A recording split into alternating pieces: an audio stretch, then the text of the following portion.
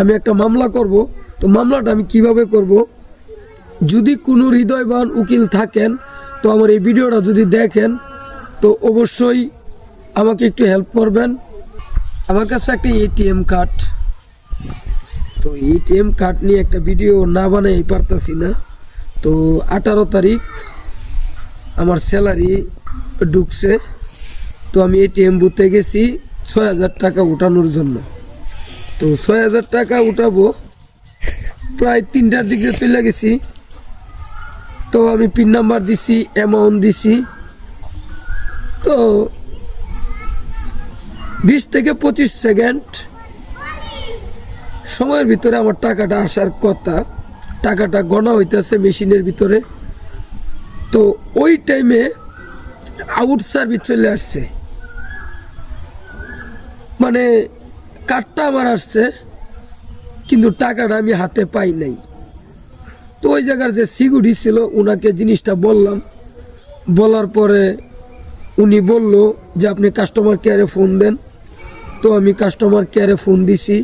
তো আমাকে বলছে 2 থেকে 5 দিনের ভিতরে আপনার টাকাটার সমস্যা সমাধান হবে। তো 5 দিন চলে গেছে, তো টাকাটা আমার এখনো অ্যাকাউন্টে আসে নাই।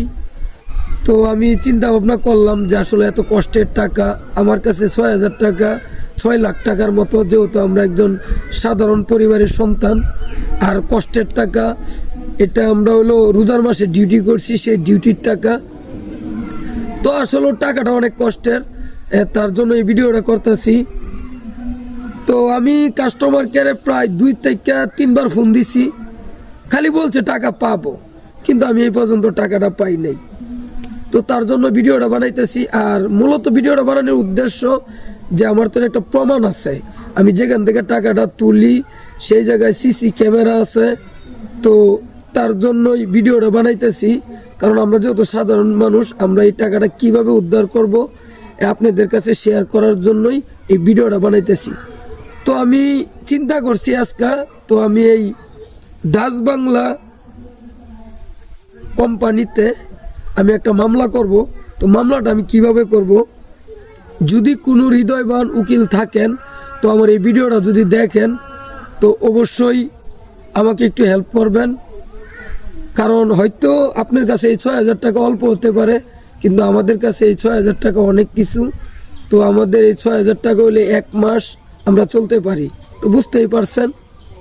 তো আমার আত্মবিশ্বাস এই জন্যই যে ওই জায়গায় সিসি ক্যামেরা আছে, টাকাটা আমি পাইছি কি না, তো এটা একটা বাস্তব প্রমাণ পাওয়া যাইব। তো আমার আত্মবিশ্বাস যে এই টাকাটা যেন আমি পাই। তো সবার কাছে রিকোয়েস্ট, আমার ভিডিওটা সবাই একটু শেয়ার করে দিবেন যেন আমি এই টাকাটা পাই।